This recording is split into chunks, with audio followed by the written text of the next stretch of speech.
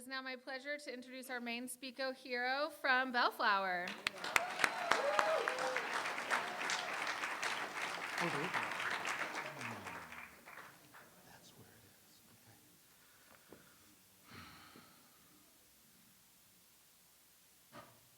Good evening, everybody. My name is Hiro, and I am an alcoholic. I'm grateful to be here, grateful to be sober. Thank you to my friend Falou for driving up here with me. She's on day 355, which is crazy. And we're driving over here, and the sky was just this. I hope you saw the sunset. The sky was just, the entire sky was a sunset, and it looked like a painting, and so gorgeous, like God's showing off.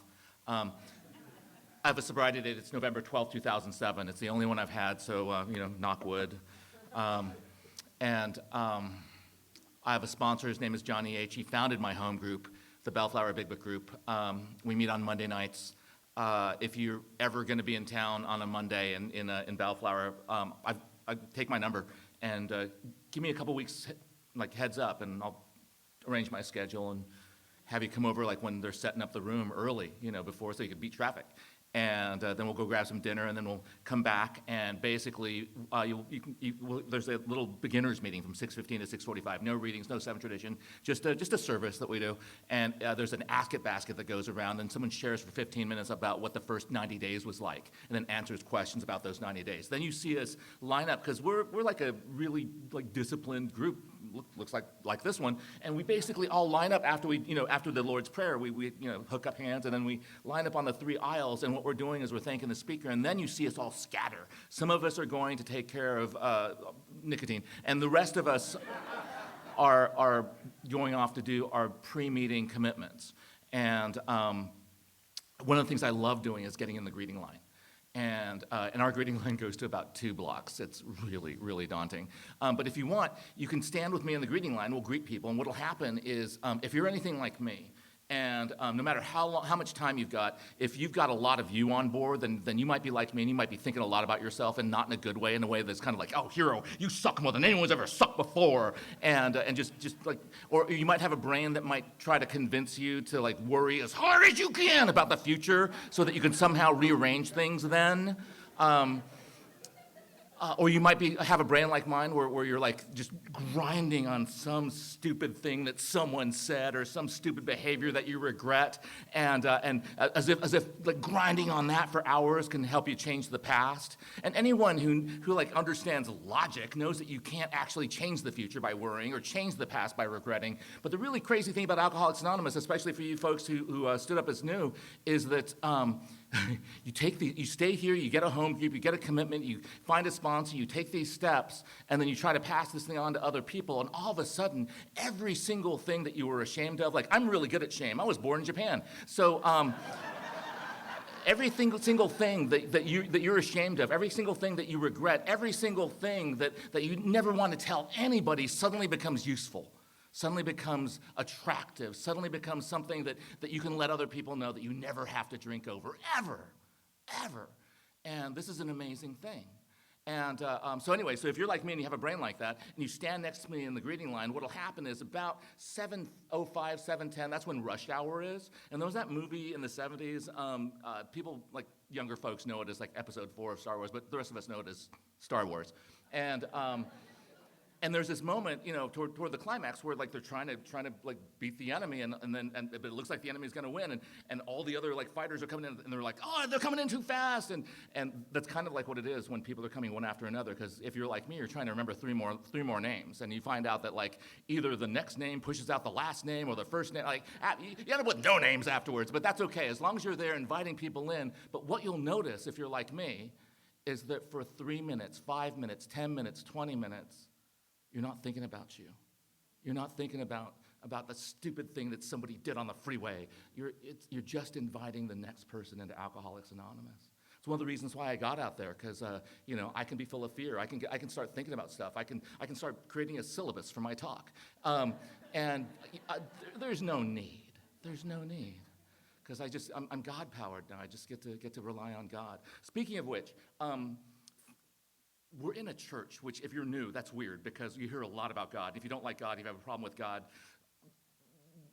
well, we talk a lot about God, but it's one of the things that I was told to tell you when I was trained to send you to Alcoholics Anonymous back when I was not an alcoholic is go to Alcoholics Anonymous and if you don't drink right, go there, and if you go to listen for similarities, not differences. Go there to listen to identify, not compare, and you might hear a lot about God.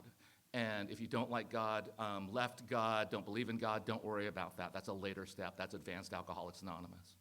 But the other thing, too, that's weird is that, that these days so many people come into Alcoholics Anonymous through institutions, right? From like coming out of prisons or jails or coming out of rehabs. I came in off the street, not off the street. I've never been homeless. Well, there was a time when I lived on couches, but I don't really count that. I came in voluntarily without being sent here. And I've been sober since, let's see, 2 days after I was 12 stepped in. And my experience is that one of our jobs that we get to do is we get to take clinical language and make it spiritual. And so if you're confused about things like triggers and controlling the environment and like making sure that you are careful of like stimuli so that you don't have responses, like you don't have to worry about that anymore. In fact, in Alcoholics Anonymous, like if you have a problem with God, we're just there's this conference that I may have gone to. I don't know. I don't quite remember, but because I did a lot of drugs in the 80s. But there was a conference at UCLA, a Shakespeare conference, where apparently they were having another conversation about did Shakespeare write Shakespeare? And so like, one person stood up and they're like, no, it might have been, Sir Walter Raleigh might have written some, or another person like Queen Elizabeth herself before 1601 wrote some of them. And this one guy, I think it was Jan Cott, who stood up and said, you know what, it doesn't matter if Shakespeare wrote the works of Shakespeare. If Shakespeare did not write the works of Shakespeare, all the works of Shakespeare were written by somebody else named Shakespeare. So if you don't like God, don't believe in God, don't worry about that. We don't believe in that God either. We've come to have a relationship with another power that we happen to call God, just to be confusing. So there's a book that's referred to in the Big Book. The only book that's referred to in the Big Book is a book called Varieties of Religious Experience. It's basically these lectures that an American psychologist, William James, gave in Scotland, right? And he gave it a course of something like 16 lectures or something like that. Publishes it shortly afterwards. And in the postscript, on the very last page of the postscript, he says this really remarkable thing. He says that, in all these chapters, I've been talking a lot about God. It might make you think like it has to be omnipresent, omnipowerful, and it doesn't. He says all it has to do, there's just a few simple requirements. It has to be a power that's not me, that's connected to and deeply caring about me. And he says this really weird thing. This is about the same time that Einstein's coming up with his theory of relativity. He says it could even be a future, wiser me. What an amazing thing. And so, and then you might be asked to pray. Like if you get a sponsor tonight, or if you already have a sponsor and your sponsor asks you to pray, and you're like me, you've got some spiritual pride, some intellectual pride, and I came in here as a complete agnostic, as a professional stance, because I was trained in the scientific method and I didn't have any evidence that God existed, and I had this belief that comes out of weird 20th century philosophy from the early part of the century that only things that can be proven were good truth claims. And there's nothing that, actually, you can't even prove that. But that was my belief. And so agnosticism, without gnosis, knowledge or wisdom, I was like, I don't know. And which is fine out there. It's fine for an experiment. But if I'm experimenting with my own life and with my own mind, it's not that great. And so what I learned very quickly early on, what some of the folks that came in before me let me know, is that all a prayer is setting my intention, just like one of the great things about alcohol, like if this were filled with vodka, I wouldn't even have to drink it if I was still drinking, wouldn't even have to drink it in order to have the effect. I would just know that that's waiting for me as a reward after this talk, and I would feel some relief. So I would have the intention to drink it. Just having the intention would give me some relief. So a prayer is just setting my intention to turn my attention, and if this were vodka, I would just keep thinking, oh, it's still there. Okay, it's still there. Setting the intention to turn my attention to a power greater than me. And we already talked about the God thing. So with that in mind, my first sponsor, he would let me whine to him for about 2 minutes at most. And then he would do this thing where he would like interrupt me on the phone. He still has a big booming voice, God! And I knew what was coming. I'm like, oh man, it's the Serenity Prayer, damn it. Because, I'm wound up. I want to keep whining. And then we would say the Serenity Prayer together, and the stupidest thing would happen. I felt better. It was weird. And so one of the things I really like doing with sponsees or with anyone who's suffering is I just call them up and ask them if they want to breathe a little bit and pray. And they're like, and if they're in Alcoholics Anonymous, they invariably say yes unless they're, at work or busy in the middle of something. And so what I want to invite you to do is, with my sponsees, I usually do it for 4 minutes, but with you, I'll do it for 2. And so what we'll do is that for the first minute of this, we're going to just do our best to breathe in God and breathe out self. And so hashtag the earlier talk about God is we're going to breathe in power, whether it's just breathing in love. And when we breathe out self, what I'm going to be doing for this first minute is breathing out everything that happened before this, and just breathe in God's love, and breathe out everything that happens after this, all my plans, fantasies, catastrophes, all that stuff, anxieties, and breathe in God's grace. My current experience of God's grace is the infinite, the divine, the cosmic acceptance that is available for all of us. All we have to do is accept it, and it's ours. It's kind of like the third tradition. As soon as I say I'm an alcoholic, I'm invited into Alcoholics Anonymous. I'm accepted. So for the first minute, we're going to breathe in God, breathe out self. And for the second minute, breathe in, I'll let you know when it's the second minute, breathe in God and breathe out God to all beings. And if your mind wanders like mine, don't worry about that. My mind is just boop, boop, boop, boop, boop, to like eat internal stimuli, maybe a little noise over there, to his phone going off, to a plan, to a remembrance, to cookies. It might go somewhere. Don't worry about that. That's just what minds do.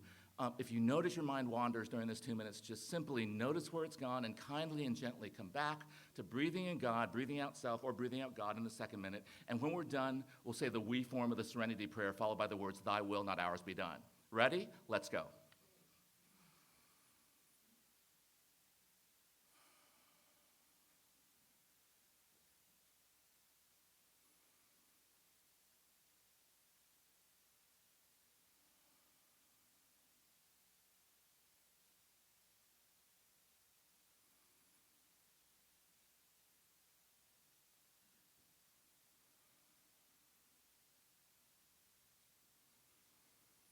And now a minute of breathing in God and breathing out God to all beings.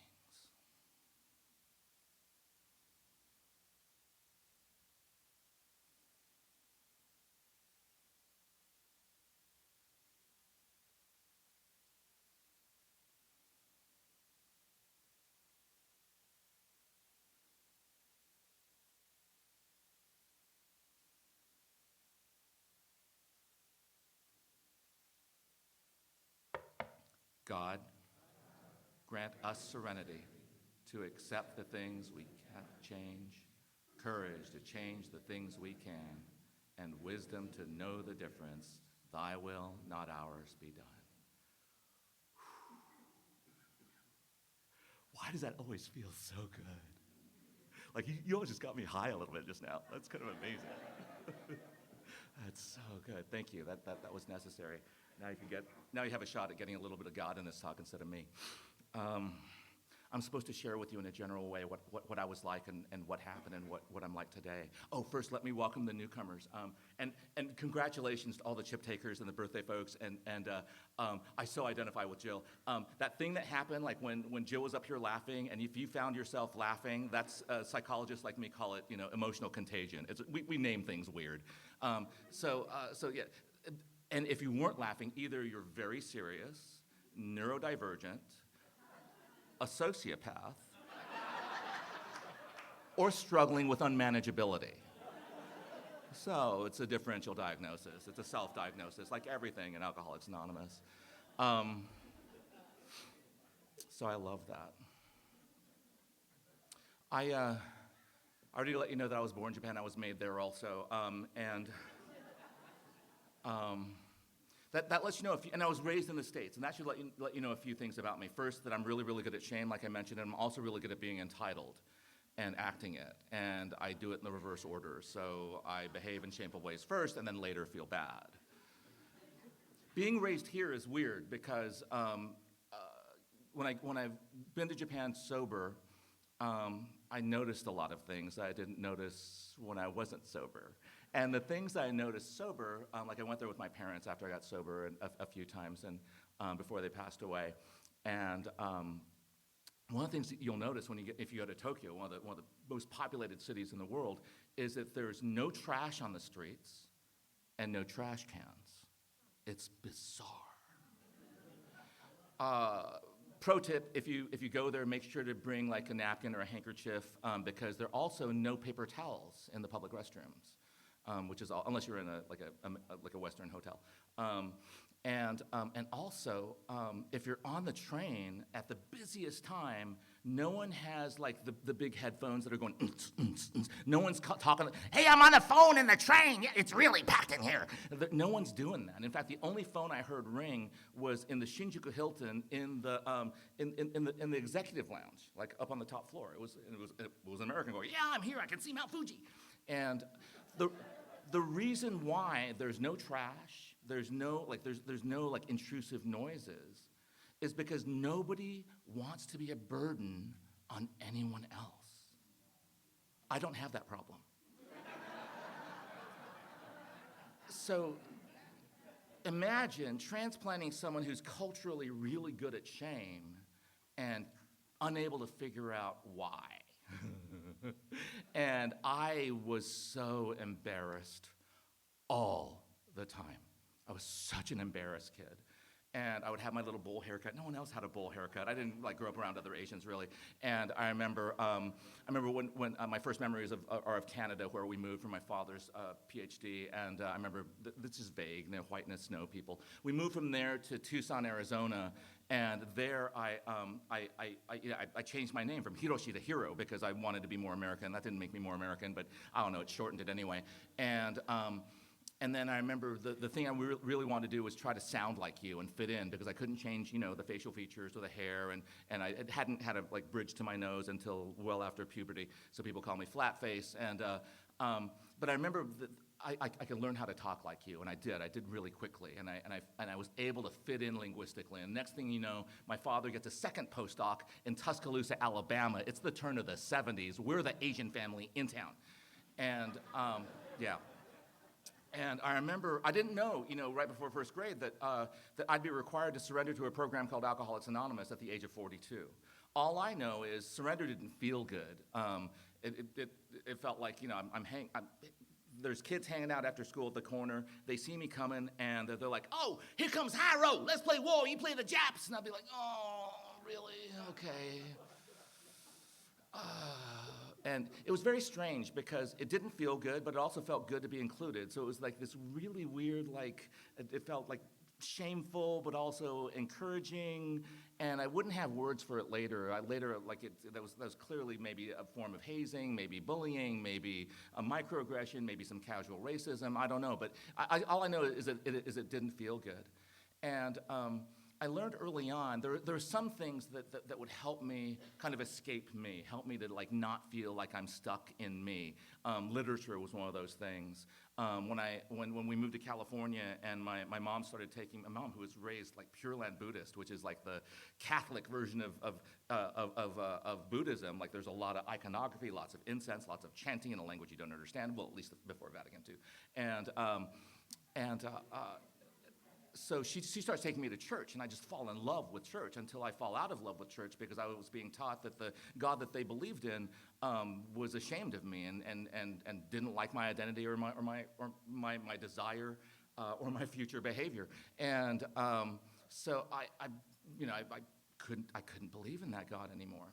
But for a short time, like God did it for me. And for a short time, books would do it for me. And the thing that really did it for me was alcohol. What really did it for me was when I first learned how to drink at 12. Now, every single aspect of my life, like when I'm drinking, when I was playing, I just want to play because I'm a guy. I want to have all play, no work, right? And I just want to have just all the freedom and none of the responsibility. I want to have peak experiences all the time and not have to have those fallow periods. And in fact, pretty much every episode of my life run on my will is captured by this great little sketch from Sesame Street. I don't know if some of you remember Sesame Street. It was back in the 60s. It came out of New York and public television back when we only had like a few channels on the regular thing, and then you'd play with the little bunny ears for the UHF, and so it was the only thing that had no commercials back in the day, and it was a children's show, and they had these little puppets, well, big puppets called Muppets that were on sticks, and there was this one Muppet called Grover that I really identified with. He was super skinny with a big bobblehead, and he was all dark blue fur, and he's hanging out with his friend Harry, who's got light blue fur and really burly guy, and there's a little kid Muppet, and the kid wants to know the difference between here and there. And so Grover's like, well, I will stand here, and my friend Harry, he'll go over there. And the kid's all, I want to be there. And Grover says, well, you could go to my friend Harry. And so he goes running, just, he gets over to Harry. Am I there? Am I there? And Harry says, no, you're here. Well, I was just here. Oh, no, but just now, kid. But you're here now. Well, I don't want to be here. Well, you are. Well, I want to be there. Well, go back over to Grover then. I don't know what's wrong with this kid. And so he goes running back over to Grover. Am I there? Am I there? And Grover says, no, you are here. But I don't want to be here. Well, but it is good to see you, my friend. I want to be there. Well, you could go to Harry. And they do this a few times, and finally, they got to go. So Harry's all, well, we don't have any more time for this kid. We're going to go. And Grover says, we must go, but you can stay there. And the kid's all, oh, I'm there? I'm there? And then his mom shows up and says, I've been looking for you everywhere. What are you doing here? And like every episode of my life run on my will, the sketch ends with like, wah, wah, wah, wah. On my own power, I don't want to be here. On my own power, I don't want it to be now. I want to be there then. And the thing about alcohol is it takes me to there then. It takes me to there then quickly. And the problem with getting there then and having that be here now is that it doesn't last. I have to, I'm there, and then suddenly, oh, crap, I'm here. Oh, I need more. And then, I do the thing, and then I'm there. And at the very end, I couldn't even get there.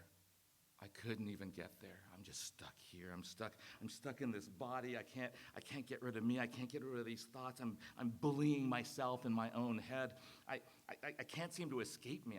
Everything, it tastes like me. Oh, everything smells like me. I can't get away from me, no matter how much alcohol or drugs I put into my body. Now, this is a terrifying state for a person who's actually never met the diagnosis for alcohol dependence disorder, which is bizarre. It's bizarre for someone who's never met that diagnosis to need Alcoholics Anonymous, and the bizarreness disappears once you learn what an alcoholic is, which I eventually did. So what happens is, really briefly, I graduated from high school with a suicide attempt in the middle that I failed at because I'm a puker, and it was done with pills and alcohol, so I puked. So. And it takes me 7 years instead of 4 to graduate from a major university in LA. I get into a fantastic PhD program in the Midwest. I get graduate student writer's block and seasonal affective disorder. I take the credits I have, and I get a full ride at the other private university in Los Angeles, the other big one. And while there with a full ride, my full ride depends upon my teaching freshman writing, and somehow I brought not only my graduate student writer's block with me, but also the seasonal affective disorder to sunny Southern California, where I shouldn't have it. I didn't know that it was untreated alcoholism. I drop out of that school too. I meet the person who would become my wife. We get together during the civil unrest that was then called the LA riots. We get married in 1995. I don't get sober till 2007. So A, I'm very exciting when I'm exciting, and B, you have an idea of the roller coaster that she was on. And what happens is that I beat the graduate student writer's block, and I get into another program in a completely different discipline, and I complete everything. I go to all my classes, finish all my classes, I conduct an experiment, I have it almost written up, I just have to crunch some numbers and finish up a little bit. And I'm I'm in the middle of this pre-doctoral internship, but I have to drive from Long Beach up to LA, and I'm not sleeping that great. So I'm going to doctors, and I'm getting a little bit of sleeping aid. And the problem is, if doctors really want to know everything that you put in your body, but who's going to tell them all that, because they won't give you what you need? And so, so we lie a little. And as I'm doing that, I take more, and I take it with alcohol, because and next thing you know, in the middle of this pre-doctoral internship, I'm having a psychotic episode at the job that I work at. Because why? I haven't been sleeping very much, and this has been going on for months, and maybe I have that sleep deprivation psychosis.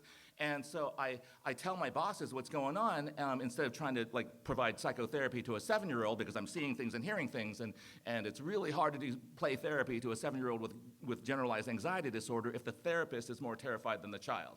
So I go to my bosses, and I let them know a little bit of what's going on. They tell me, please don't contact your patients, we'll take care of them. Please go down the hall to HR, they'll connect you to the employee assistance program. Please see a professional, they can help you. Do what they say. Please come back when you're better. Please bring a note. And for the very last time, I do the thing that I hate doing, but I always love having had done, which is stopping everything. I hate having to do it. It's like change. I don't like change unless it's already happened and it turned out the way I like. So, but I do it, and for me, if you take away everything, it turns out that I'm pretty relieved for a few days. For a short time, it's kind of amazing, because I don't have all the side effects from all that crap I'm pouring into my body.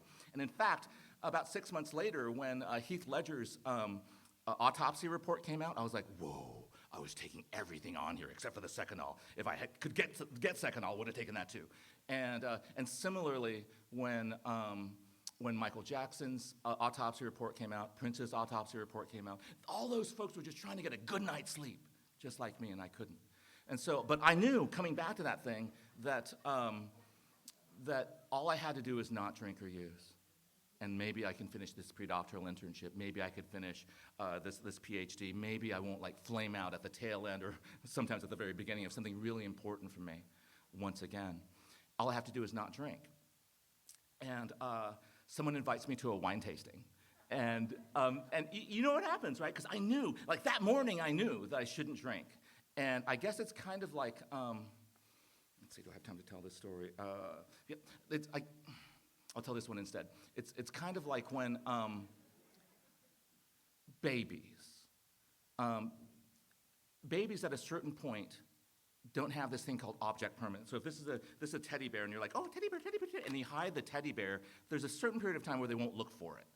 And then they develop a little bit further, and they're like, teddy bear, and you hide it, and they're looking for it. And it's almost like somebody hid the teddy bear of my alcoholism. And it sounds like a great idea, and I go have those drinks, and it's great. Nothing bad happens, except a month later I'm completely insane, and my wife confronts me with those dead glass taxidermy eyes, the ones, and she threatens divorce, and I'm terrified. And so I make an SOS phone call. I don't call you. I don't call any of the sober alcoholics that I knew were happy, joyous, and free as a result of Alcoholics Anonymous. I call the only person I can think of. It's 9:30 p.m. on a Friday night. My friend Mary picks up the phone on the third ring, and I'm like, oh, thank God, Mary, I'm so glad you answered the phone. I think I need a new shrink. I don't touch my shrink. I think I'm bipolar. I think I need some lithium. And she's never heard me in this terrified, manic state before. So she says, Hiro, what's going on? And I have my first surrender, and I tell her everything. I tell her absolutely everything, all the crap I'm pouring on my body, all the skeezy acting out I'm doing. And it takes me about 20 minutes to confess all this. And at the end, there's this horrifying abyss of silence, which was probably only a few milliseconds. And she says, Hiro, I'm a sober member of Alcoholics Anonymous. I've been sober for 22 years. Maybe you need a meeting. And this physiological thing happens, like a branch 2 inches below my belly button that just goes pop, and I just start sobbing, like snot coming out, just the whole involuntary stomach crunch. And because I'm bewildered. She's the one who taught me how to send you to AA. She's the one who taught me to tell you those things I told you at the beginning. You might need this place called Alcoholics Anonymous. I can't help you with that. And she told me about the identify, not compare. She told me about the God deal. And I knew what to do. I knew exactly what to do. I had to come in here and perform my own experiment, a single subject experiment. Let me see what happens if I believe you. Let me see what happens if I do what you say. Let me see what happens if this is the last. And actually, the hypothesis I had to start with, Wilson mentions in the Big Book. Like, if you're here and you haven't come to believe, if you have no power greater than you, and you haven't come to believe in a power greater than you, that's fine. All you need to do is come to believe in the futility and hopelessness of life as you've been living it, drunk or sober. And so if you've got time, or if you're new and you're feeling hopelessness today, if you've got a lot of hopelessness on board, like, what's the use? Welcome. Outside of these rooms, hopelessness is a cardinal symptom of major depressive disorder. There's great treatments for that. But if you're an alcoholic like me, hopelessness is just a symptom of the need for a spiritual experience. And hopelessness is also a prerequisite for any kind of recovery. It's the pre-step one. And so if you're hopeless, welcome. If you're hopeless, that's golden. If you're hopeless, I hope you're able to hang on to a memory of this hopelessness so that you don't turn into so many of the folks who ask me to sponsor them, and they're doing amazing, and they're taking the steps, and suddenly they start getting hope in things outside of Alcoholics Anonymous, whether it's like rebuilding that straight aid, or whether it's this new job, or whether it's that new love interest, or whatever it is, and suddenly they start drifting away from Alcoholics Anonymous and having something else more important than AA. And it's only by being available for those things. And all I knew was I followed some really idiotic directions, like get on my knees and pray in the morning, get on my knees and pray at night, answer the phone, show up early, help clean, help. Like, I remember one day I was having a really hard day, and I call up my sponsor. He says, "Oh, come by the round table." And my first sponsor was our home group still is a little First Step hall in town, and he had me. This man had the gall to ask me to do all these things that seemed vaguely custodial, like sweeping the hall and emptying butt cans and like scrubbing out the coffee pot. And I didn't know that what he was doing, even before we started sitting at his kitchen table, reading the Big Book one line at a time, and every time it told us to do something, we did it together or prayed it together. What he was showing me was the long form of the first tradition, where it says that our common welfare comes first, but individual welfare comes closely afterward. He was showing me how to make you more important than me, how to make AA more important than me, how to make my recovery more important than me, how to make my home group more important than me. And that's one of the most important lessons I get to have today.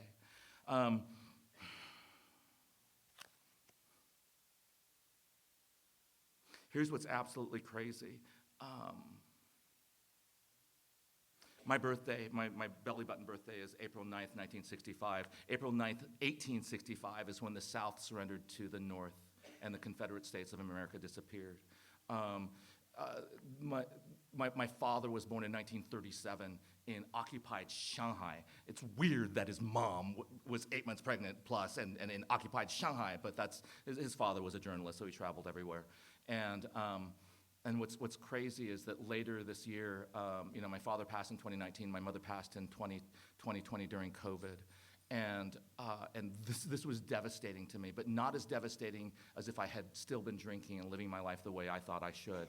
And instead, what you had shown me was how to live better than I think and feel, how to live by these principles of Alcoholics Anonymous, how to make amends, and the direct amends just being the announcement of the behavior change that you've shown me to make from day one of saying, "Hi, my name is Hiro, I am an alcoholic." And as a result of that, you gave my parents the son that they were trying to raise.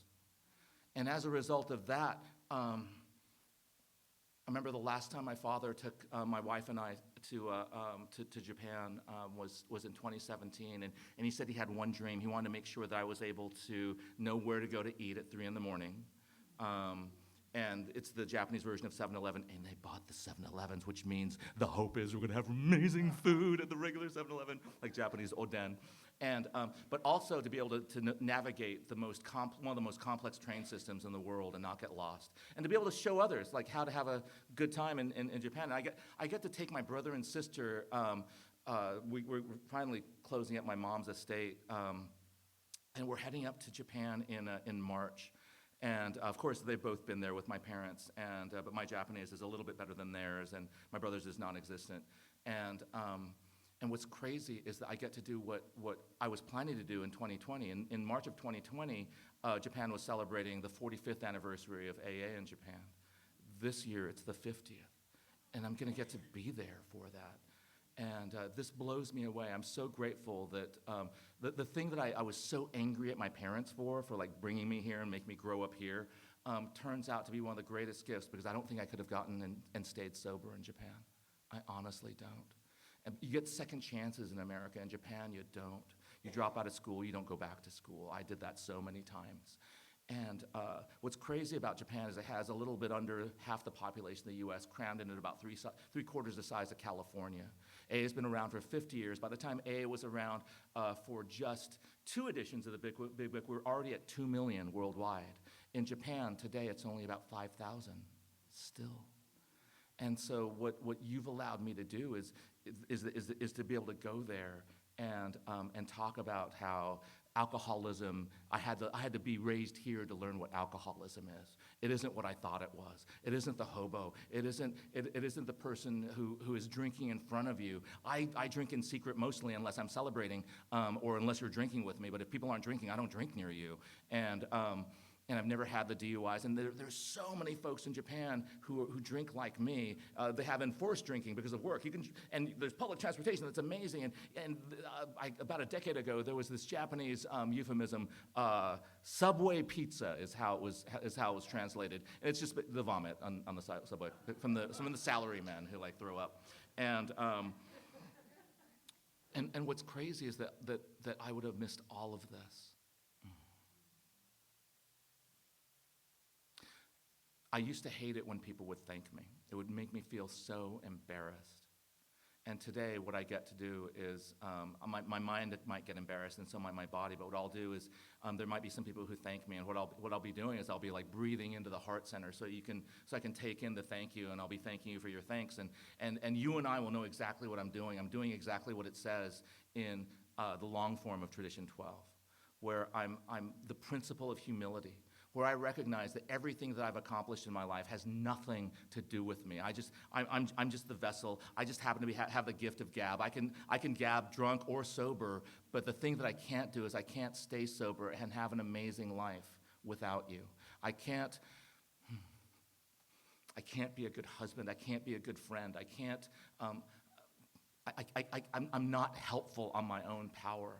I drink what I drink what you drink. I take your drugs. I take your money, and I help you try and look for it when it's missing, and I run out of every single excuse, and I forget that I've given you that excuse a dozen times, and I try it again, and I'm so surprised when you don't understand. And today, I'm just as surprised as you are about the amazing life that we can have in Alcoholics Anonymous. So welcome, everybody. Thank you.